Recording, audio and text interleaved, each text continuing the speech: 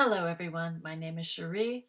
Welcome to my Globetrotting Horror video, where I give you 31 international movie recommendations for the month of October.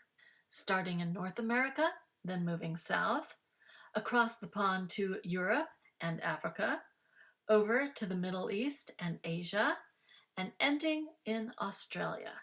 You'll see movies from the 1940s through the 2020s, featuring witches, vampires, zombies, and ghosts. Let's get started with Canada and the 1988 movie Pin. After their parents die in a car crash, two siblings fight over the presence of their father's medical dummy, which the brother insists is alive and needs to stay in the house, and the sister insists is just a prop and needs to go. Don't let the silly opening with a group of mischievous kids put you off.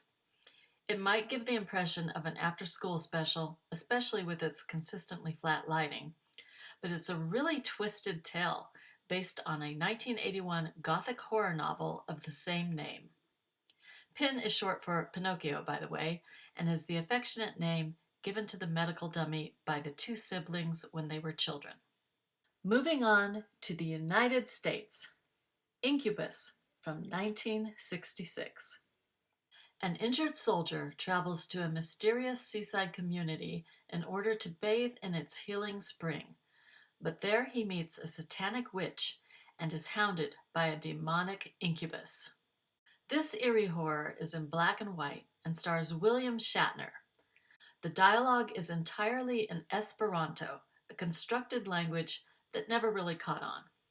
So unique, I had to purchase a copy for my physical media collection.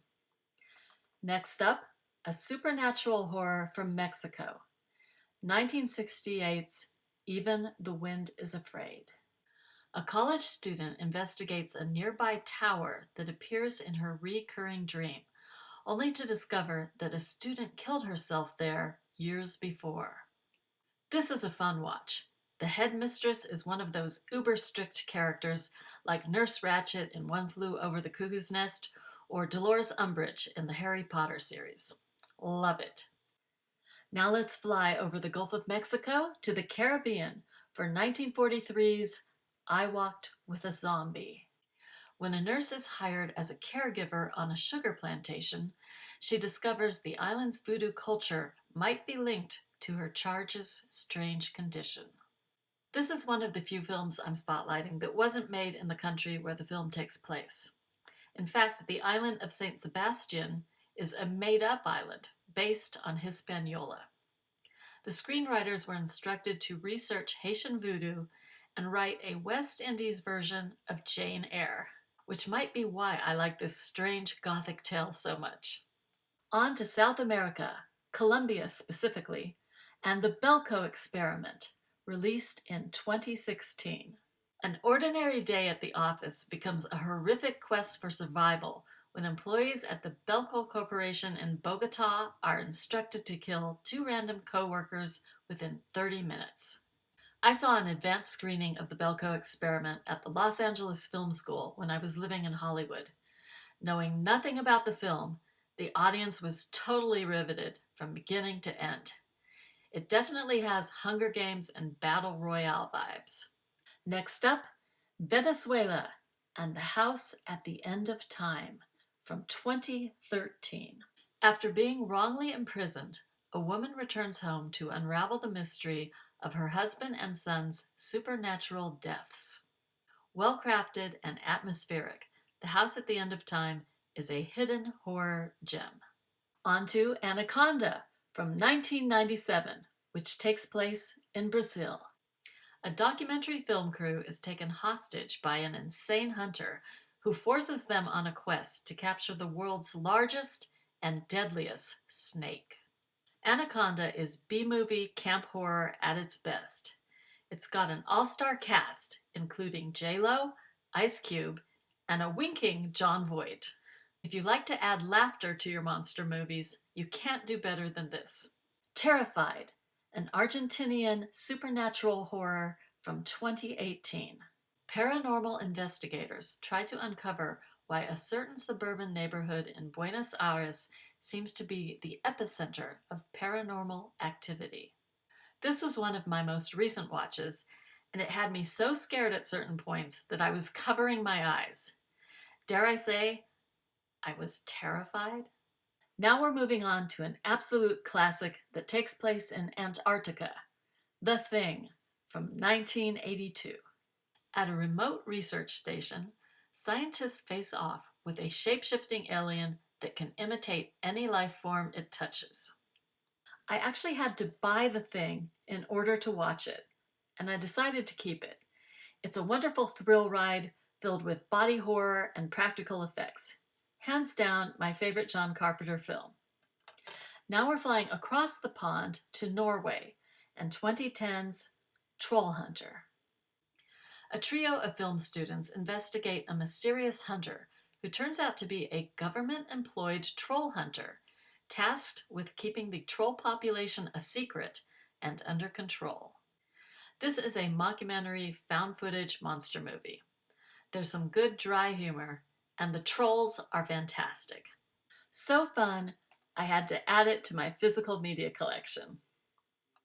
On to another Nordic country, Finland, and 1922's The Hatching. A lonely 12-year-old gymnast secretly raises a bizarre bird-like creature, which becomes a terrifying reflection of her own hidden desires and anxieties in the face of her overbearing mother. Hatching is a coming-of-age story that explores the pressure of perfection, and it has another great, super strict female antagonist. Next on the itinerary, Ireland, and 2009's The Eclipse.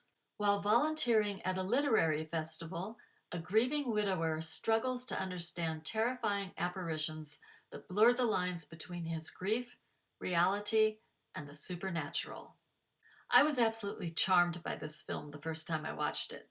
It's more moody than horrific, but there was one jump scare that made me scream. Moving on to one of my favorite horror movies of all time, The Wicker Man from 1973, which takes place in one of my favorite countries of all time, Scotland. A pious police sergeant arrives on a secluded Scottish island to investigate a missing child, but instead finds a community steeped in pagan rituals and an unsettling conspiracy that puts him at the center of their ancient, sinister tradition.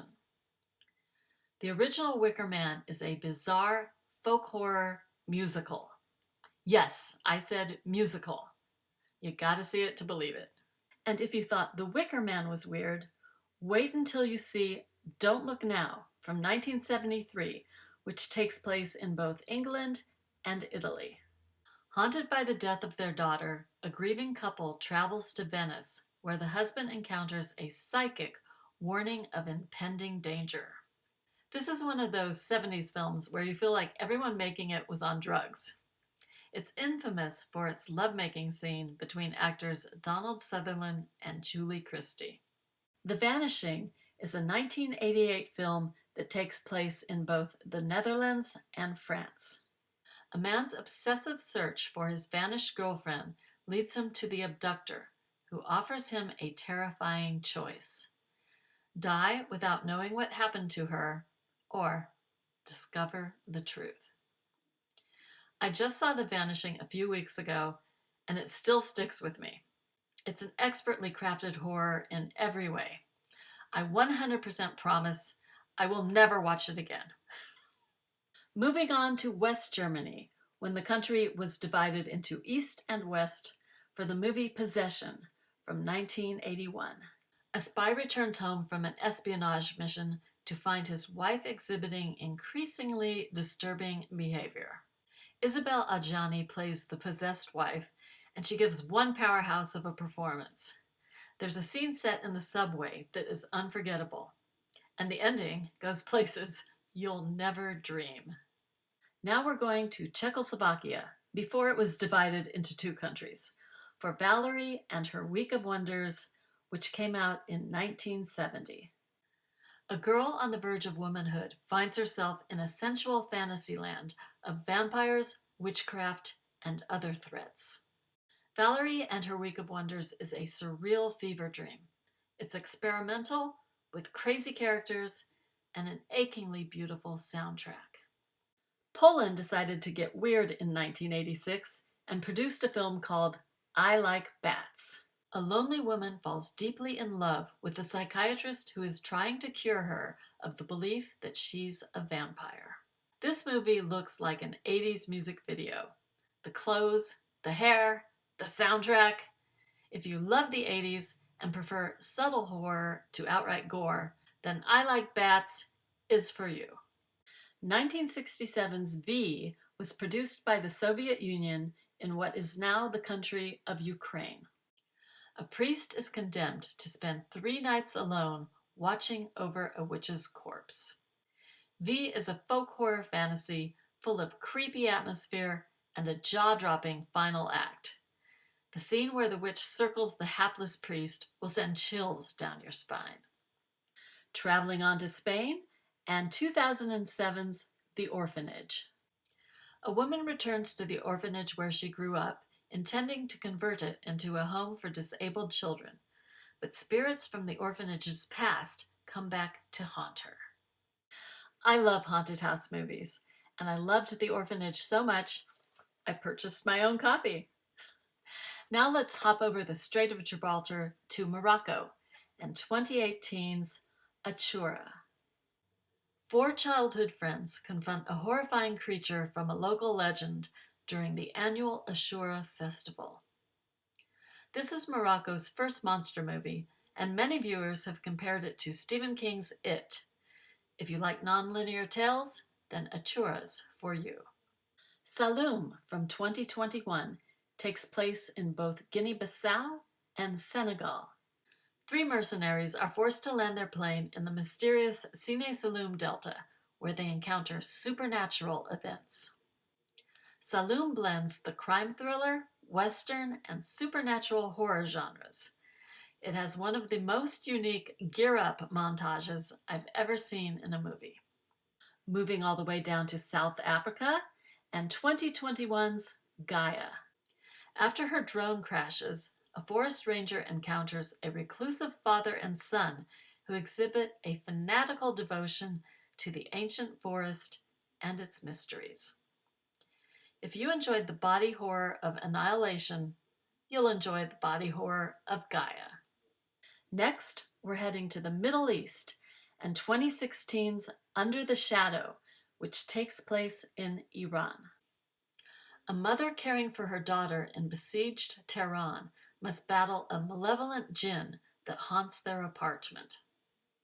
The film takes place in the 80s during the Iran-Iraq War. Due to the film's social commentary, it could not be shot in Iran, so it was shot in Jordan instead. Sputnik from 2020 takes place in what now is known as Kazakhstan. A Soviet psychiatrist must help a cosmonaut who is returned to Earth with an extraterrestrial symbiotically bonded to his body. This is a really fun monster movie from Russia. The word Sputnik actually translates to traveling companion, so the title has a double meaning. On to India and 2013's simply named Horror Story. 7 young friends spend the night in a reportedly haunted hotel, only to discover the rumors are true and they are not alone in the abandoned building. I almost didn't put Horror Story on the list. It's not the best horror movie, but it's certainly the most. As in, you could play a game where every time a horror trope occurs, you take a drink. By the time the credits roll, you'll be absolutely drunk. South Korea is known for its horror, and 2016's Train to Busan is no exception. During a viral outbreak, passengers on a train from Seoul to Busan must fight for their lives against zombies and each other in order to reach safety. I'm normally not a big fan of zombie films, but Train to Busan, along with Shaun of the Dead, are 2 of my favorite horror films of all time. Train to Busan is scary and heartbreaking. The ending will leave you in tears. House from 1977 shows you just how freaky the Japanese can get. A schoolgirl and her 6 friends vacation at her aunt's remote country home, only to encounter malevolent spirits that literally devour them in bizarre and surreal ways. House is a hallucinatory fever dream. I blame drugs. Let's move on to the main island of Taiwan for 2022's Incantation. A mother must find a way to save her daughter from a deadly curse she unleashed years ago after breaking a religious taboo. Found footage in style, Incantation is one of the scariest movies I've seen in recent memory. The Doll from 2016, brought to you by Indonesia. A dollmaker's husband brings home a doll from his construction site, only to discover that a murdered girl's spirit possesses it. The Doll is another film I debated about putting on this list. It has many familiar tropes, but the Indonesian location made it fresh. And the movie was so popular, it yielded 2 sequels. And finally, our last film, 2019's Little Monsters from Australia. A washed-up musician, a kindergarten teacher, and a kids show host must band together to protect a group of children from a zombie outbreak. Okay, add Little Monsters to my favorite zombie horror list. It's a comedy, it's fun, but also scary. Now our journey has come to an end. I'd love to hear what your favorite international horror films are in the comments below. Thanks for joining me, and that's a wrap.